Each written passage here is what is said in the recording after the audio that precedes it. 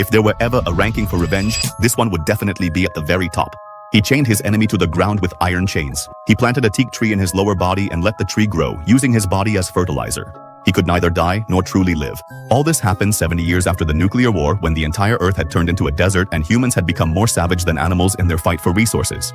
But in this desolate world, there was still one place left. A place where there was clean water, greenery, and people lived in peace. This lush green island could be called paradise. One day, Osa and her little sister were picking wild peaches in the forest. That's when they saw that some cannibals had entered this paradise. Osa knew that if these beasts revealed the secret of this place to the outside world, their home would be destroyed. She immediately hid her sister and went alone to their motorcycle. She secretly cut the fuel pipe so they couldn't escape. But fate had something else in store. One of the beasts who had just returned from the toilet saw Osa. Without wasting a moment, Osa stabbed him in the thigh and ran away. But she couldn't get very far. She was caught.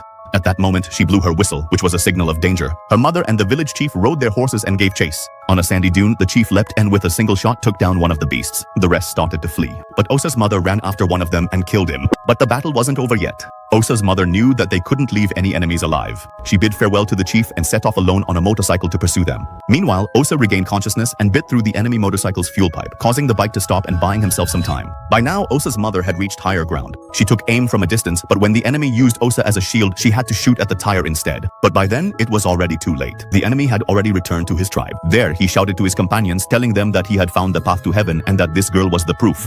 One of his companions, who was the tribe's second in command, wanted to know the way from him, but he didn't reveal it because he wanted to tell the chief himself and claim the reward. But just then, Osa jammed a piece of bone into the motorcycle's wheel, causing his head to be cut off. Seeing this, his mother smiled. She felt proud of her son. The second in command then personally took Osa to the chief, Badka, who was at that moment delighted to see a new girl. He asked where the girl had been brought from, but when he didn't get a satisfactory answer, he hung the girl up with a rope and ordered her to draw a map of heaven on the sand. Just as he was about to start, Osa kicked him twice and finished him off right there. Now, only Osa knew the way. Badka, using force, gave up the path and smiled, saying, "Son, don't be afraid. I'll personally take you home."